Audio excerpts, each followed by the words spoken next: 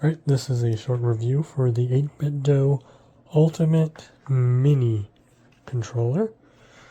So it's like a smaller version of their Ultimate controller, as it states, obviously.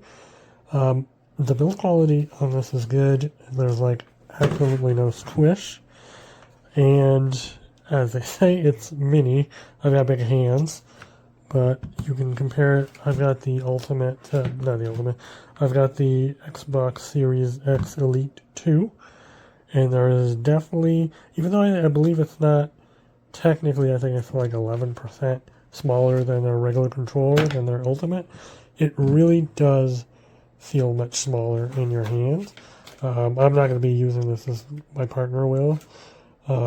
He's got much smaller hands, so, you know, the other thing too is that not only is it smaller, but it's lighter.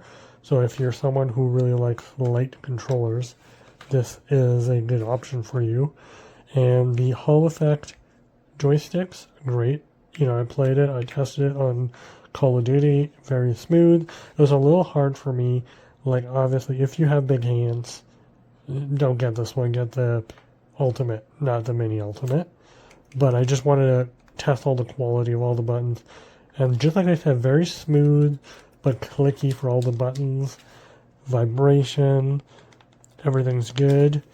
And the one thing though is here, I'm just gonna turn it on. It's come on. There's my thing not plugged in. Oh, that's it.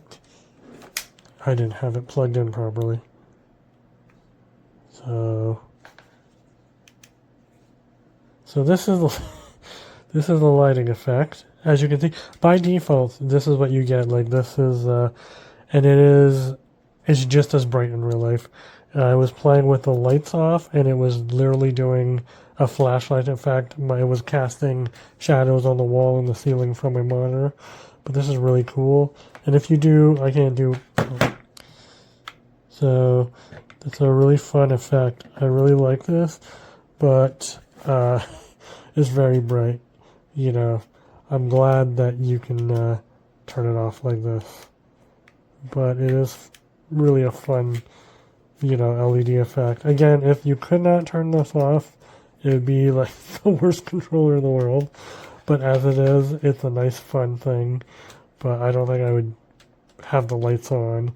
And the other thing I like too is, as you saw when I turned it on, because the last time I had it, I had the lights off.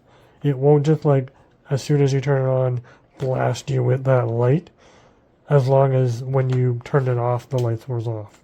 So that's a fun little, like, an extra little memory thing they have in there. The translucent effect is really nice in person. And I really like that translucent with just a little bit of green. There's the 3.5mm jack. I do wish that Microsoft would let third parties do wireless controllers, or let it be like cost effective. But as this is, for $50 Canadian for this quality, it's really good. It's a great, obviously it'd be a great kids controller, because it's not, you know, like $200 Canadian, sometimes $160 on sale, you know. So if it gets gummed up or whatever, you want your kids to have their own controller, blam, super easy. Or, for like in my case, for my partner, if you have smaller hands, this is great. If you have big hands, I'd avoid it unless you played a bunch of, you know, like, I don't know, PlayStation Vita, and you just loved how cramped your hands feel. You know, a little crab effect. But yeah, no. Good build, responsive, Hall effect joysticks, very good. Obviously, I can't test the longevity of this, but just like there's no flex in the build. There's no, and it's just like, I've had 8BitDo controllers before, and they last a long time, so I'm not too scared of that.